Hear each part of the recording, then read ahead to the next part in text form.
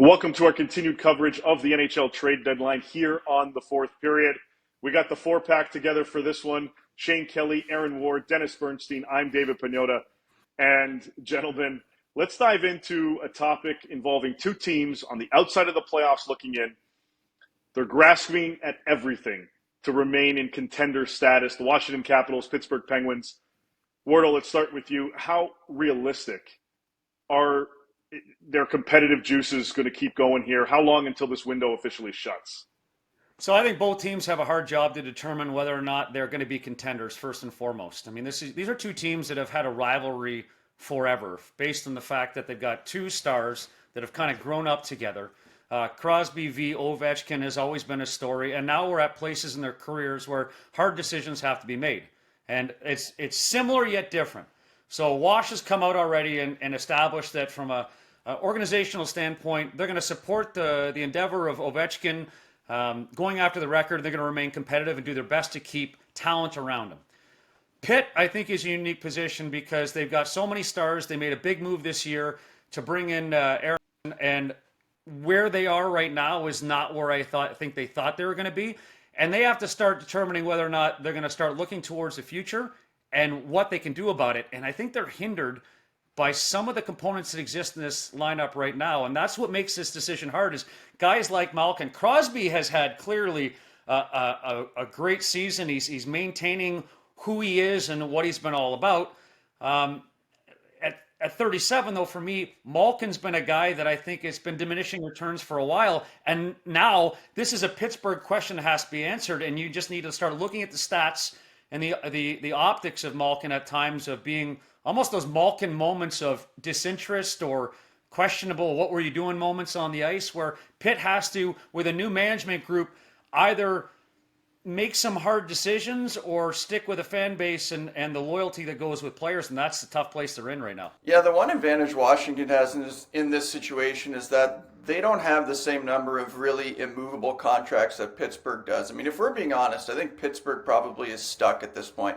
They've got Malkin on that 35-plus contract, which means that if somebody acquires him and he retires, there's going to be just a cap bomb going off. And he's not doing anything on the ice either. You've got Carlson, who, while he's playing well offensively, needs a lot of help defensively and is aging. I mean, again, you ask yourself if you look to acquire a player like that, he's got a ton of term and a ton of dollars left on his deal, and neither of the two teams he's been on, San Jose last year or Pittsburgh this year, has been any good, despite the incredible seasons he's put up. And you obviously can't deal Crosby. So I don't know what that team does. The only thing they can really realistically do is dig the hole deeper and hope that that turns out well for them somehow.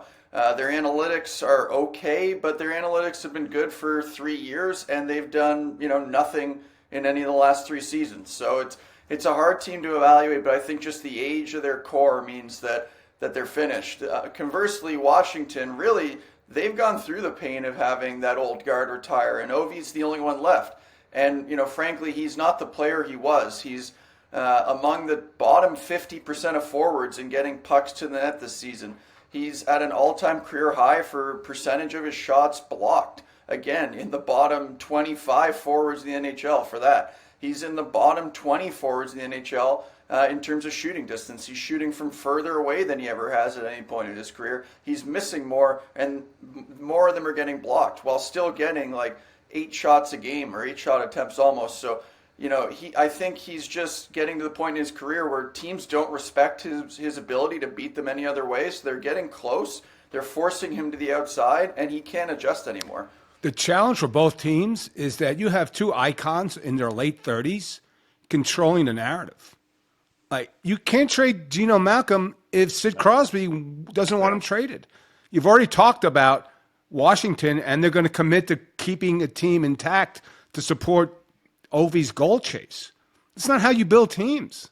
And that's a problem for me. Now, on the Washington side, the one takeaway I'll take away from the season, because I don't look at them as a playoff contender, they found a coach. Spencer Carber is an excellent coach, right? Because have this team even close despite their big negative goal differential. He's the coach.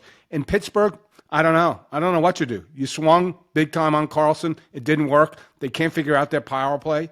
So that's the challenge. So for me, both these teams, they have an opportunity to stay mediocre for a long time because, as blasphemous as I might say it, it's Sid Crosby and Ovi that's controlling the narratives in these two cities, and it's not really helping the organization in the big picture, Dave.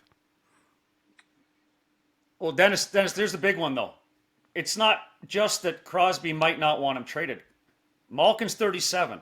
He's got a 6.1, I think, salary cap hit for 2 more years after this. To Shane's point, who wants to, even if Pitt eats some of that contract, who wants to pay that for what you're going to get in return? And here's the other thing. Malkin going to a team that would maybe ingest him. Say, take, for instance, Dallas.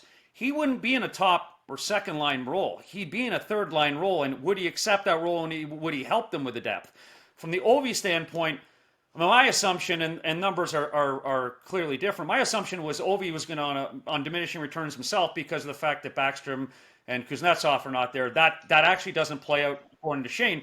So you see now the narrative around ESPN talking about Ovi trying to manufacture his chances different ways. He's on the perimeter. Well, he's on the perimeter because he's having to scramble. So his game is changing, and his age continues to go up, and his returns are continuing to go down. Pittsburgh's situation is that much more interesting when you factor in Jake Gensel's future. He's a UFA at the end of the season. They'd like to keep him. Crosby would love to keep him, but he wants a long-term deal, and he wants to know if this team's going to be competitive after Malkin and Sid hang him up. Sid's got 1 more year after this season. Gino's got 2. We're debating what to do with these guys. Let's say, for argument's sake, Gensel leaves as a free agent this summer. How much does that impact what their plan is or should be moving forward, Shane? I mean, it should impact it a lot, but as DB and Wardo have both said, they're at the mercy of their stars, right? So, in an ideal world, you're trying to move anybody you can, probably over the age of 25, to reset this organization, maybe 27 years old. I mean, obviously you can never trade Crosby, but they're between a rock and a hard place because Gensel's one of their best players. If you're still trying to contend and you trade him, I mean, you're not going to get back a player as good as Jake Gensel. You might get a couple Here's the other pieces. question for Gensel is, so he knows and sees what's going on. You got an aging group there in Pittsburgh. He signs a long-term contract to stay in Pitt if they can manage to find a way to get him under the cap or satisfy that. He's now the face of the Pittsburgh franchise with what around him? So much undetermined or unknown about the direction of this team going forward. Is he signing a contract to be non-competitive or part of a rebuilding process? And for him in his career, does he want that? And is he willing to assume that? And you're role? paying the guy at the top of the market, Dave. Are you going to pay more than Sid Crosby? Like, he's going to get $9 million. Right. Sid's at what, 8-7? Do you want to? 8-7, Again, I would assume that would need to have the blessing of Sid Crosby to do that. And do you want to commit to that type of money, like you guys have said, with these guys all near the end of their careers? Lots of decisions that kind of have to be made are already made. Don't want to be made? Don't want to. Yeah, right. It's a tough situation in the Metro for these two teams, the Penguins and the Capitals. It'll be interesting to see how they move forward. We're 3.5 weeks from the deadline. Do they get creative? Do they status quo? Do they sell off some pieces? We got to wait and see. That's Shane, Aaron, Dennis. I'm Dave. We'll catch you tomorrow.